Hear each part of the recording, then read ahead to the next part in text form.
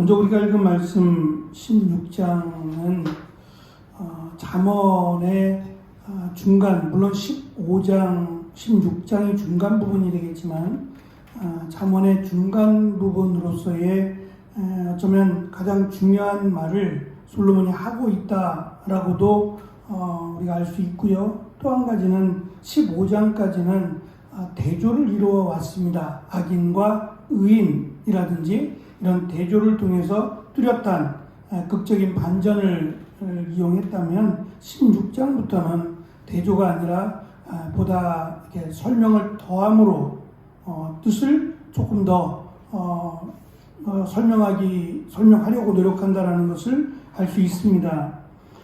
먼저 1절과 9절 끝절을 보시면 내용이 상당히 많이 비슷합니다. 물론 내용이 정확하게 일치하지는 않습니다.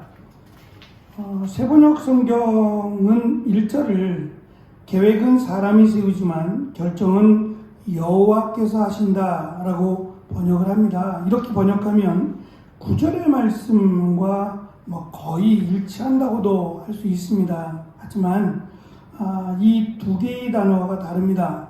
우리 성경에는 경영으로 번역됐는데 이 단어가 계획과 목적을 의미하는 단어고 9절에 있는 계획하다라고 번역된 단어는 말 그대로 계획을 세우다라고 하는 단어로 사람이 무언가를 목적하고 그것을 이루기 위해서 철저하게 계획을 세우고 그 일을 이루어가는 것도 중요하지만 그것을 결정하시고 이루어가시는 분이 하나님이시다라는 것을 솔로몬이 강조하고 있습니다.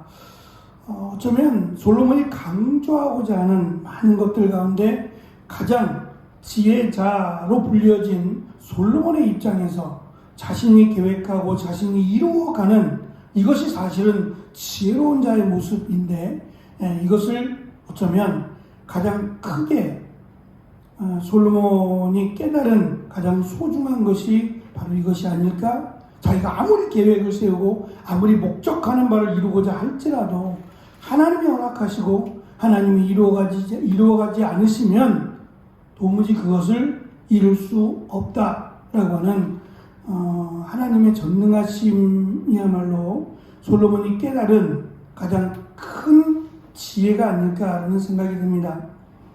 한 가지 더 우리가 유념해 살펴볼 것은 1절과 9절의 말씀이 똑같진 않지만 반복해서 강조하고 있다라고 여겨지고요. 2절부터 8절은 전부 여호와라고 하는 하나님이 등장을 합니다.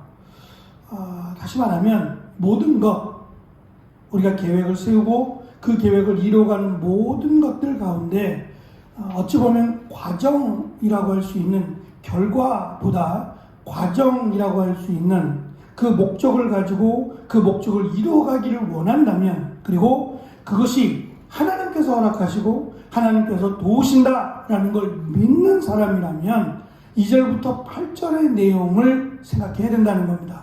그러니까 2절부터 8절의 내용이 나와 무관하다면 하나님은 돕지 않으실 수 있고 허락하지 않으실 수 있다. 그리고 우리가 세운 계획이 헛될 수 있다라고 하는 내용을 담고 있습니다. 그래서 2절부터 8절의 내용이 1절과 9절을 뒷받침해주고 있다라고 보시면 좋을 것 같아요. 먼저 2절부터 8절까지의 7가지의 내용을 우리가 하나씩 살펴보겠습니다. 2절은 행위가 깨끗해야 된다라고 강조합니다. 하나님은 속마음을 꿰뚫고 계신다, 알고 계신다는 거죠. 그래서 우리의 속마음, 밖으로 드러나지 않은 우리의 속마음뿐만 아니라 우리가 하는 행위, 일반적인 행위, 계획을 세우고 계획을 이루기까지 뿐만 아니라 그것을 준비하는 우리의 삶이 행위가 깨끗해야 된다라고 시작을 합니다. 두 번째는 말씀과 기도를 게을리해서는 안 된다라고 하는 의미로 전적으로 하나님을 의지하며 진행해야 된다는 겁니다. 기도했으니까 하나님이 알아서 하시겠지라고 하는 것이 아니라 전적으로 이건 정말 하나님이 함께 하시는 것일까를 고민하며 하나님과 함께하는 일의 진행이 되어야 된다라는 거고요. 세 번째는 모든 것에는 적당한 때와 쓰임이 있다라는 것을 알아야 한다는 겁니다. 예를 들면 일을 진행하다가 그 일에 어려움이 생기거나 또는 진행이 안 될 때 막 포기하고 싶을 때도 있겠죠. 그럴 때 그것이 안 되는 것이 아니라 진행되고 있는 건데 아직은 때가 이르지 않았음을, 그래서 4절에 보면 마치 하나님께서 악인들을 당장 심판하지 않으신다라는 것을 예로 들고 있어요. 어찌 보면 하나님은 의인을 축복하시고 악인을 멸하신다라고 말씀은 하지만 실제로 우리가 주변에서 왜 저런 사람을 하나님이 심판하지 않으시고 라고 생각할 때도 있는데, 그때는 심판하지 않으시는 게 아니라 하나님이 오히려 그것으로 심판하실 수도 있고, 또는 아직은 때가 되지 않아서 그 심판을 하나님이 잠시 미루고 계실 수도 있다는 거예요. 그러니까 내가 원하는 그때 이루어지지 않는다고 할지라도 포기하지 말라는 겁니다. 네 번째는 5절에 있는 대로 교만하지 말고 교만한 자들과도 함께 일하지 말라는 겁니다. 하나님을 인정하지 않는 자를 교만한 자로 설명한다고 했습니다. 하나님을 인정하지 않는 자들과 함께 하려고 하는 것은 하나님이 돕지 않으신다는 거예요. 이스라엘의 역사를 보면 왜 이스라엘이 하나님의 외면을 당하고 또 하나님으로부터 버림을 당했느냐? 물론 그들이 죄악을 행한 것도 있어요. 하지만 하나님은 우상을 섬기고 하나님을 배도하는 그들과 함께하지 말 것을 원하셨어요. 그런데 그들과 함께하는 것이 쉽게 가는 거예요. 왜냐하면 이스라엘 백성들이 머문 땅은 원래 이스라엘 땅이 아니에요. 이방인들이 이미 살고 있는 그들이 원주민이라고요. 그러니까 빌부터 사는 꼴이 되는데 그 빌부터 사는 이스라엘이 그들과 충돌하지 않고 그냥 편하게 가는 길은 친하게 지내는 거예요. 하지만 하나님은 그들과 친하게 지내지 말 것을, 그들이 섬기는 그들의 생각이나 그들의 우상을 접하게 될 것이기 때문에 그들과 철저하게 구별된 삶을 살 것을 원하셨어요. 그들이 아무리 강해도 하나님은 그들을 그 땅에서 쫓아내실 것을 약속하셨기 때문이죠. 우리가 하고자 하는 일, 또 목적하는 바를 이루려면 하나님을 믿지 않는 자들 또는 하나님을 대적하는 자들과 함께하지 말라는 겁니다. 참 쉽지 않겠죠. 다섯 번째는 6절에 있는 말씀처럼 이웃에게 선을 베풀고 하나님과 사람들 앞에서 성실하게 살고 있는가를 점검하라는 겁니다. 일은 일이고 삶은 삶이다가 아니라 일과 삶이 분리되지 않도록, 그래서 그 목적하는 바를 이룬다는 것은 우리의 일상과 무관하지 않아요. 특별한 것은 있을 수 있지만 그 특별함이 끝나면 다시 원래로 돌아간다?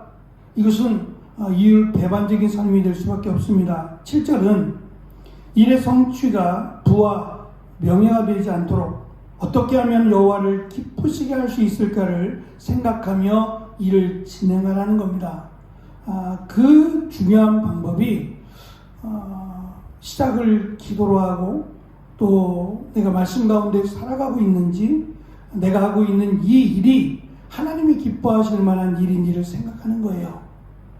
그러니까 내가 어떤 것을 목적하고 이루면서 그것이 성취되는 것이 목적이 아니라 그 일을 통해서 하나님이 기뻐하실까, 그 일을 통해서 다른 사람에게 유익이 될까를 생각하는 겁니다. 그것이 비록 더디고 또는 그것이 나에게 큰 유익이 되지 않더라도 그 일을 통해서 그 목적한 바를 이루고 그 목적한 바를 세워가는 데 있어서 하나님께 영광이 될 수 있도록 해야 된다는 겁니다. 마지막 7번째는 소득보다 의를 추구해야 한다라고 말씀합니다. 다시 말하면 불이한 소득, 이익을 원하지 말고 정의롭고 정당한 노동의 대가로 얻는 소득을 기뻐하라는 말입니다. 2절부터 8절의 내용을 빼고 1절 그리고 9절의 말씀만을 보면 정말 우리가 이대로 우리가 목적하는 바를 이루기 위해서 하나님께 허락을 받고 또 하나님께서 이 일을 이루어 가시기 위해서 간절하게 기도해야 된다라고 생각할 수 있어요. 그런데 2절부터 8절의 내용만 놓고 보면 내가 이렇게 일해야 되나? 라는 생각이 들지도 몰라요. 왜냐하면 이득을 최우선으로 하는 기업이나 이익을 목적으로 하는 세상이 하나님께서 지금 원하시는 계획과 그 목적을 이루는 과정을 원하지 않아요. 이렇게 해서 나에게 남는 것은 이라고 생각하면 크게 남는 게 없다라고 생각하면 이렇게 일해야 될 필요가 라는 생각이 든단 말이죠. 그러나 솔로몬은 우리의 잠시의 유익이나 이득을 위한 목적이 아니라 이 일을 통해서 짧게는 사람들에게 유익이 되고 또 가장 중요한 하나님께 영광이 되는 그런 일을 계획하고 그 일을 이루어가기를 원하신다라는 것을 알 수 있어요. 세상은 어찌되든 그 길로만 가면 되고 어떻게든 많은 유익을 얻으면 된다라고 생각합니다. 그 결과가 참 안타깝게 그지없어요. 목적에 눈이 멀어서 그 목적을 이루기만 하면 그리고 많은 유익을 얻기만 하면이라고 생각하면 차라리 하지 않는 것이 차라리 그 계획을 세우지 말고 그 목적을 이루지 않는 것이 더 낫지 않았을까라고 하는 생각을 갖게 하는 그런 일들이 있습니다. 아파트를 세울 때 아파트가 무너진다든지 이미 이루기도 전에 다 목적한 바를 이루기도 전에 아파트가 무너진다든지 하는 일들을 보면 참 안타깝게 그지없어요. 결국은 목적을 이루기 위한 노력에 너무 급급해서 많은 유익을 얻기 위한 목적 때문에 생긴 일이 아닐까 싶어요. 조금 더 시간을 두고 조금 더 견고하게 세웠더라면 그런 일이 없겠죠. 하지만 그렇게 하면 남는 게 없잖아요. 그들이 말하는 것처럼 그렇게 하면 한 달을 더 1년을 더 수고하면 남는 게 없다라고 생각을 하니까 이런 무리수를 두는 것이 아닐까라는 생각이 듭니다.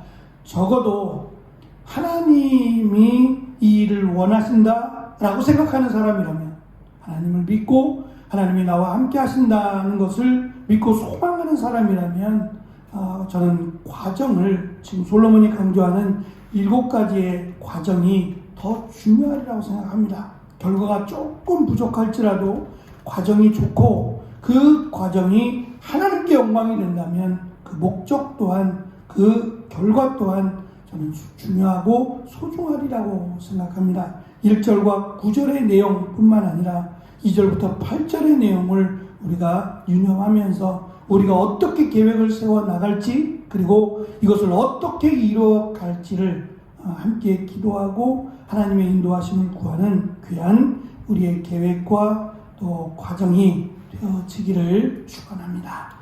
기도하겠습니다.